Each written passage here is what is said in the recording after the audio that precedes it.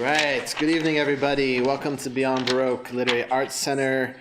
My name is Quentin Ring. I'm Beyond Baroque's Executive Director. And welcome to the Wanda Coleman Theater, by the way. We actually just renamed the theater in Wanda's honor just a few weeks ago. So we've got a great program tonight. This is the new series, which features original commissioned work from 3 writers. We have Elisabeth Houston, Douglas Manuel, and Lily Hoang with us tonight.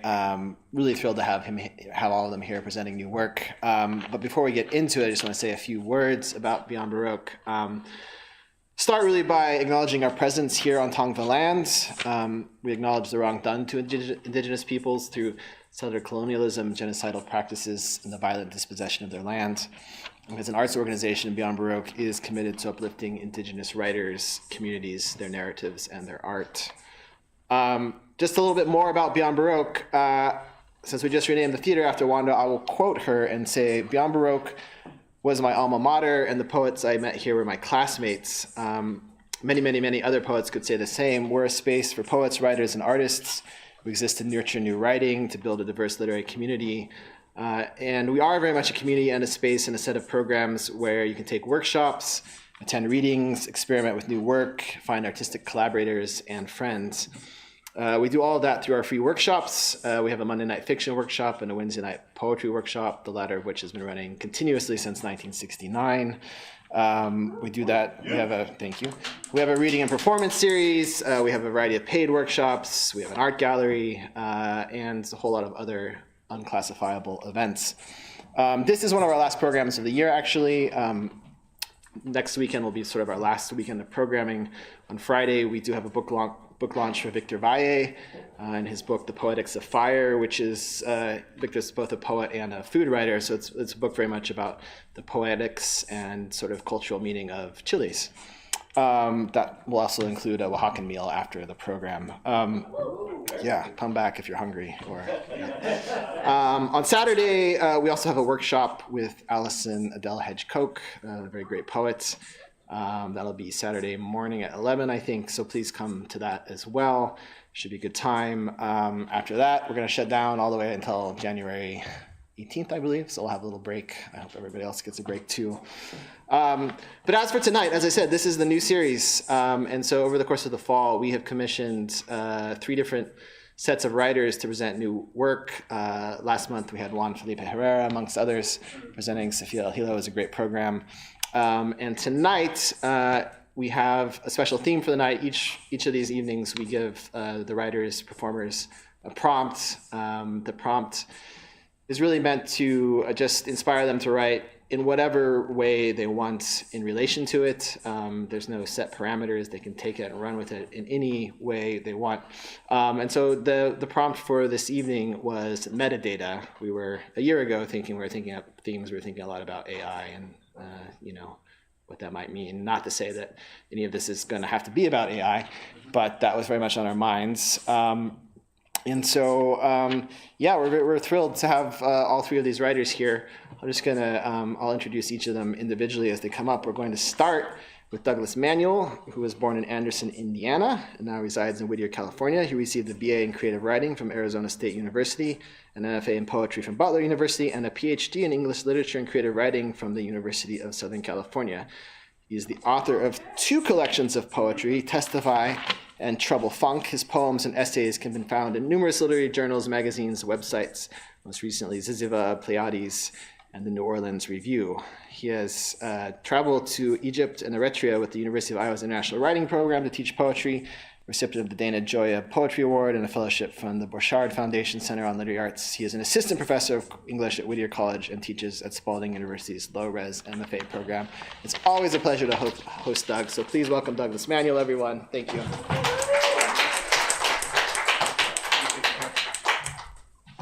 Yeah, so I should read emails better, so I could have known that I was stepping to AI a little bit in metadata. But yeah, I think one of the ways that I can talk to that is kind of the sequencing of my second book, Trouble Funk, because, in many ways, it's a playlist and kind of a playlist for my dad and for my parents. But before I get into Trouble Funk, I always like to start off with the last poem from Testify. I think that was when I really started writing Trouble Funk. And I'm going to go ahead and start a clock because I am long-winded and like my voice too much. But yeah, so this is the last poem in Testify, and it was really, really important for me to try to end the text with a little bit of light. One of the things that I was worried about with this first book is in so many ways I kind of make my father the villain in my story, in the speaker's story. So yeah, I was looking for a little bit of light at the end. The only other thing you need to know is my mom died when I was 8, and she had MS, so she was a paraplegic most of my life. And then my father, unfortunately, fell victim to the crack epidemic. And I really like to take a minute to kind of center that language and tell you guys how purposeful it is, because I think the kind of empathy that we've afforded to people who have fallen victim to the opioid crisis, people who have fallen victim to the meth crisis, we had none of that fucking empathy for people who fell victim during the crack epidemic during the 80s. People won elections about it, and people... I guess one of the ways I like to say it is, now we say people are sick, that they have addiction problems, but back then my dad was just a fucking felon. So really kind of matters to me to reclaim that. So yeah, this is, like I said, the last poem in my first book, but definitely when I think I saw a window into writing my second book. Here's the cripple and the crackhead. If there's a way, a proper way, to lift your damp, naked ex-wife out of the bathtub, he guesses this is it. Folding one cracked, slackened arm under her legs, the other above the small of her back. Once there are women with ice-pick eyes and sin grins, the ones he slept with while she slept in the bed alone. But now he's here. Cracked somersaults in his veins, but he's here, her hair wet and black, dripping off the back of his hand. And the sound of this moment is not the blues, not a plea, but a testimony. Her lips touch his cheek as he carries her, and this instant is wide and round. It's their son's eyes when he sees that kiss. So much of Testifies in the first person. And, I've been really lucky to get to read these poems so many places, but it gets really exposing in Q&As and in interviews and such when people will be like, well, do you still hate your dad? And it made me feel a certain kind of way. So I wanted the kind of distance and reprieve of third person. It started feeling good, and that's in that last poem was in third person. So with Trouble Funk, the other thing you guys need to know is my dad was a DJ in the late 70s and early 80s. So I decided to name each one of the poems in this text after a song that he liked to spin. The other thing, I give a year after the song title. That's not the year the song came out. Don't get it twisted. I know my shit. Don't get it wrong. But no, that's the narrative action of the poem, what year that it happened. So in many ways, Trouble Funk kind of acts like a prequel to Testify, where I'm, again, Testify is like this imagined speaker who's this far away from being me, right? The distance between speaker and author in poetry is so slippery. And then Trouble Funk, this is me imagine the America that my parents fell in love in. And I think the other thing I'll say to kind of connect this to AI and metadata is like thinking about sequencing this book and thinking about the songs. Like so much of our lives are kind of like dictated by playlists. When I think about like my Spotify playlist, when I think about like my playlists on YouTube. And so often people have asked me, how did I arrange this? And honestly, my father, whenever I would talk to him on the phone, would have a different narrative. And every time he would tell me about a song. So for me, I think there's kind of two meaning-making systems happening. There's the story of the poems moving, and then there's also the story of the soundtrack of the songs. And so in that way, I want it to be like the dopest playlist, that it's like the algorithm. My father was a DJ when song selection mattered the most. My dad's the type of dude, he's like, I can look at you and know what song you need to hear right now. And it wasn't, about scratching and being able to beat juggle, but find that right tune. So that's what I try to do with sequencing here.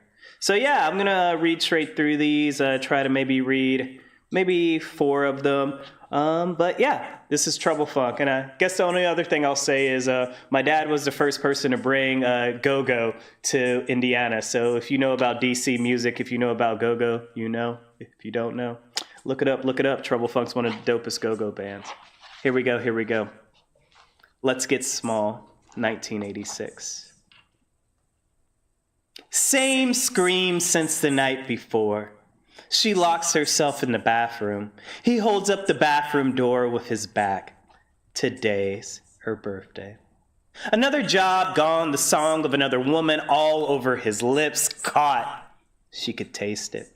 She screams, he screams, they scream. They scream, he screams, she screams. She screams, he screams, their scream. The same scream they began with, the same scream they'll end with, but really it's older than that, deeper than that, and oh so very black. The same scream since the Middle Passage, since slavery, since Reconstruction, since Jim Crow, since the Great Migration, since redlining, since civil rights. So many screams slicing love. Music, the stitches. Forgiveness inside a drum. He walks to the record player, puts on their song, the times 4/4, hard on the downbeats, staccato. Something to dance to. Something to survive through. Something to die to. The bathroom door sighs open, nothing but a mouth full of silence. Go for Your Guns, 1977. The Year of the Roots miniseries. They peep how Kunta won't be Toby, how he pretends he won't need that foot, how he ain't afraid to lose it.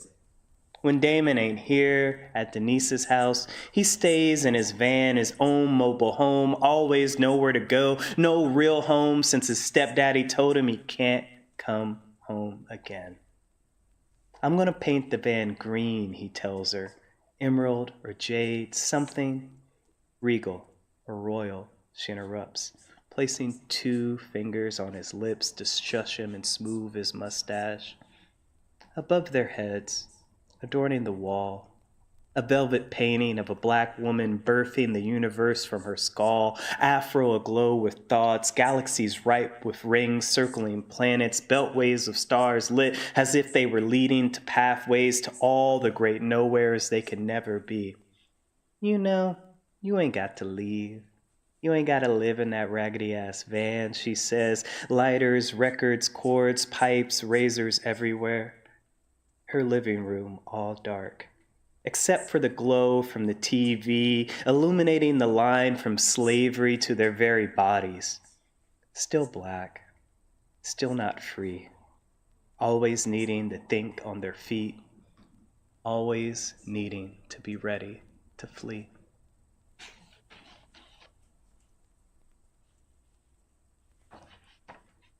Mothership Connection. Shout out to the Parliament.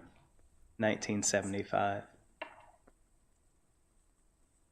Before a DJ scratched, the breakdown was all drum fill.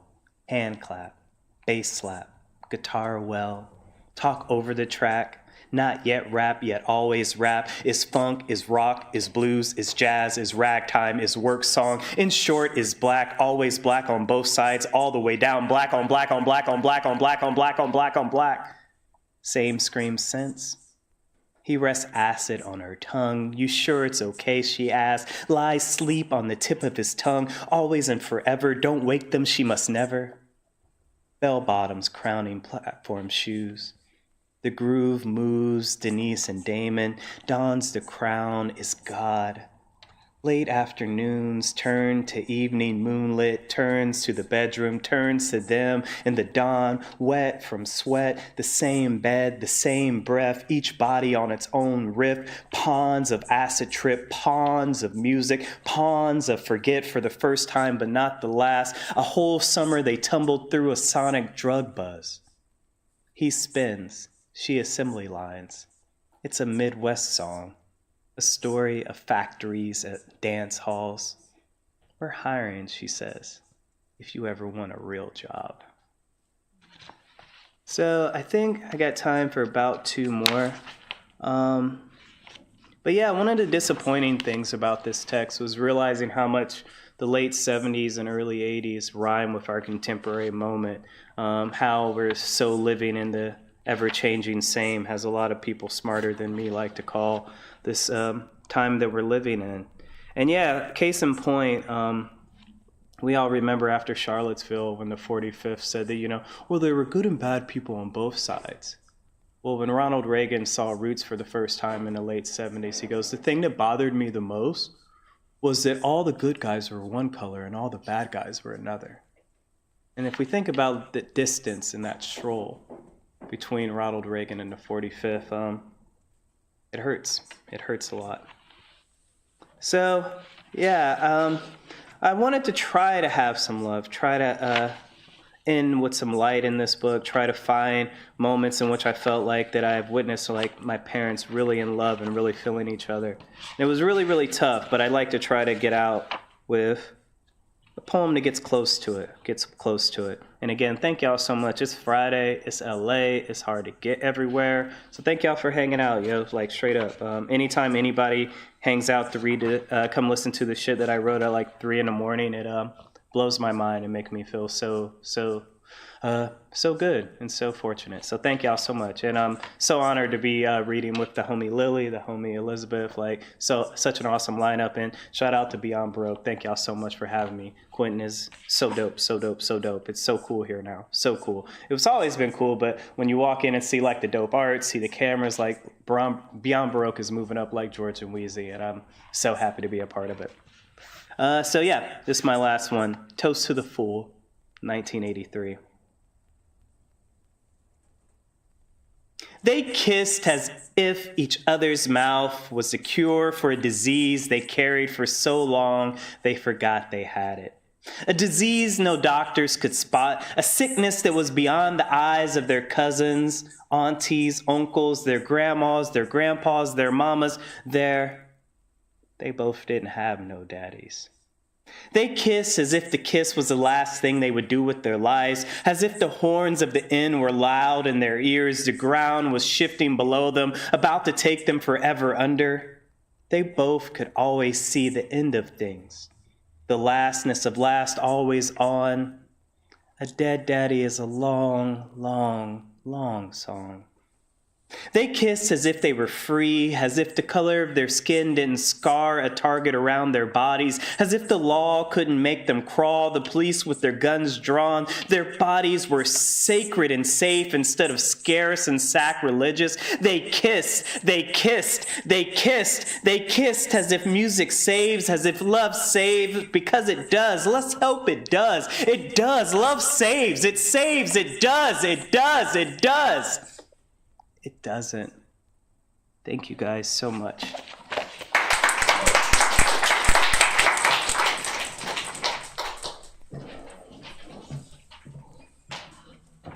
Another round of applause for Doug, please. Thank you. Thanks, Doug. I should also say thank you to our staff as well who've been working on this. Eric Alberg in the booth, Nick Foreman in the bookstore, Genesis Perez, and particularly Ivan Salinas, who coordinated all of it. So next up, we have Lily Hoang, who is the author of 5 books, including A Bestiary, finalist for a PEN USA Nonfiction Book Award, and Changing, recipient of a PEN Open Books Award. She has been a Mellon Fellow at Rhodes University in South Africa, a distinguished visiting writer at Cornell College, and a Cultural Exchange Faculty Fellow at Wuhan University in China. To date, she has taught creative writing on 5 continents. She currently teaches in the MFA program at UC San Diego, and she lives in San Diego, California. I'm so glad we lured her up all the way up here from San Diego on a Saturday night. Please welcome Lily Hoang. Yeah, Lily!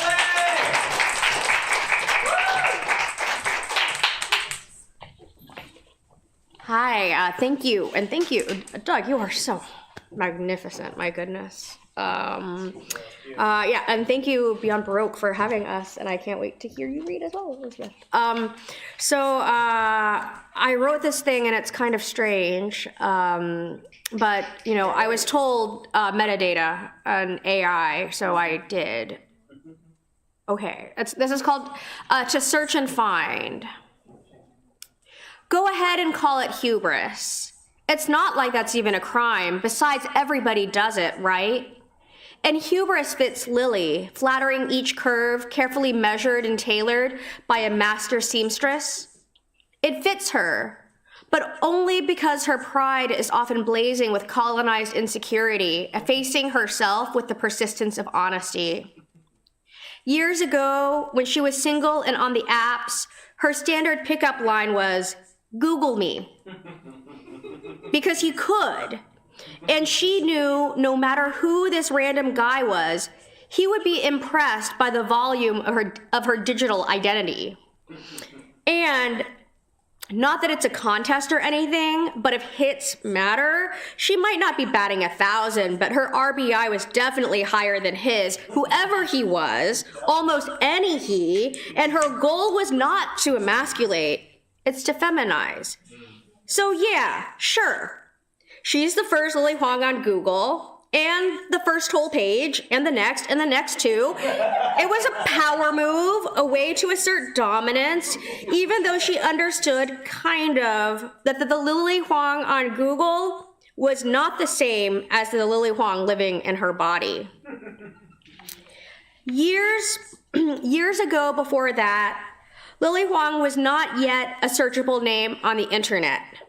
She had not yet published a single thing. Heck, she didn't even know she wanted to be a writer.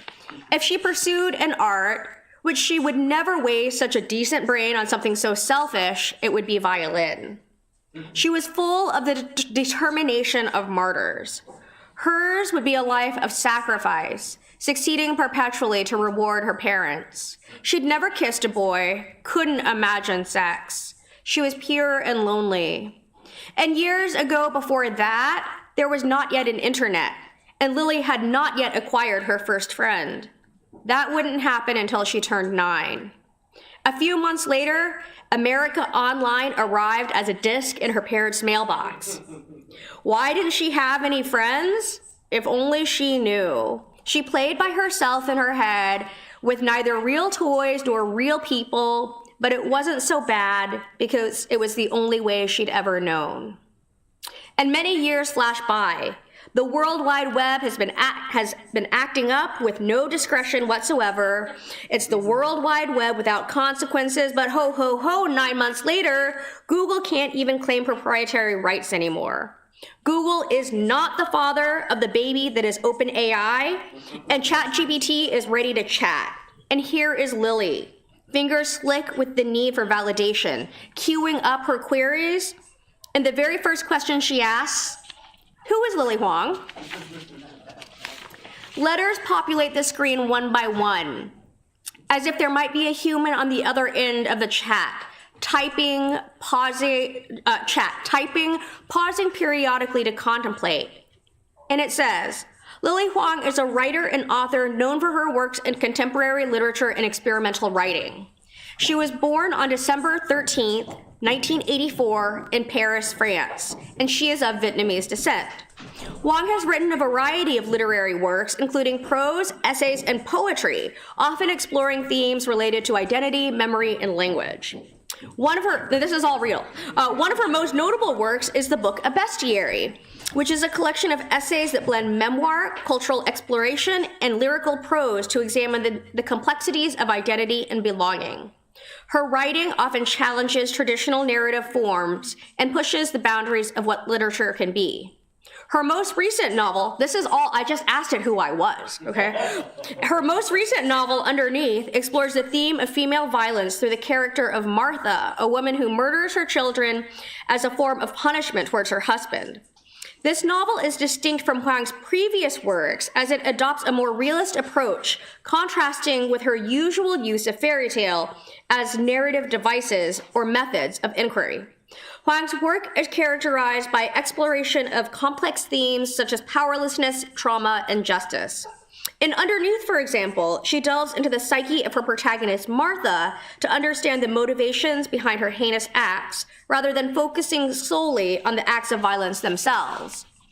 In addition to her writing, Hoang has an impressive academic background. She has been a Mellon Fellow at Rhodes University in South Africa, a distinguished visiting writer, you all just heard this, writer at Cornell College, and a cultural exchange faculty fellow at Wuhan University in China.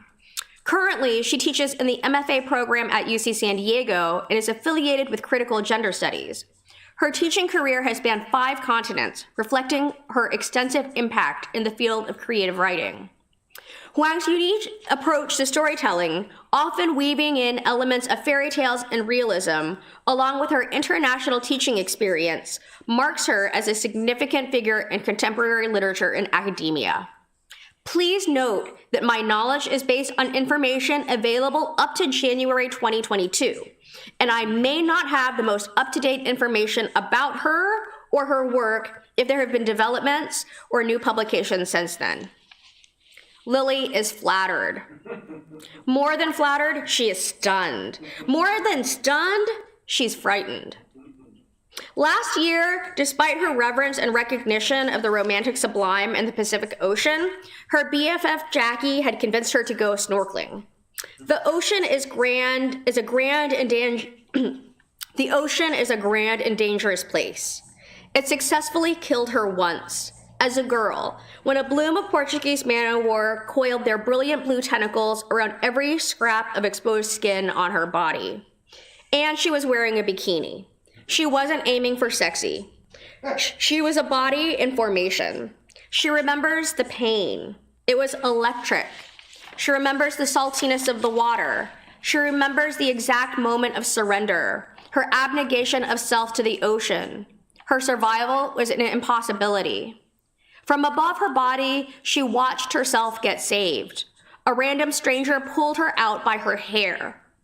Last year, she entered the ocean again, and she marveled at all that exists within the water. And then the sea lions arrived, and they wanted to play. At first, they both felt flattered. These oceanic behemoths wanted to play with them. But even more than flattered, they felt stunned. And even more than stunned, they were frightened. Fools! Humans can't play with sea lions. These 1,000-pound creatures barreling towards them, deftly twisting away just inches before collision. This is the closest analog Lily knows to explain ChatGPT, but also factually incorrect. Such glowing praise, but she wasn't born in France in 1984. Sitting on an orange velvet comforter at her boyfriend's house in California, the air molecules stir and mix and sex and reconfigure. Her body creases like origami, folding and tucking, and with one quick exhale, Lily Hoang emerges newly, for the first time and without regret. French, and only 39, on the precipice of 40. Nothing has changed, though. She remains on her orange velvet comforter. Outside, it is still California. She can hear her cat yowling downstairs and her boyfriend typing on his keyboard down the hall. How silly, Lily thinks. How silly can one Lily be? Trey. Thank you.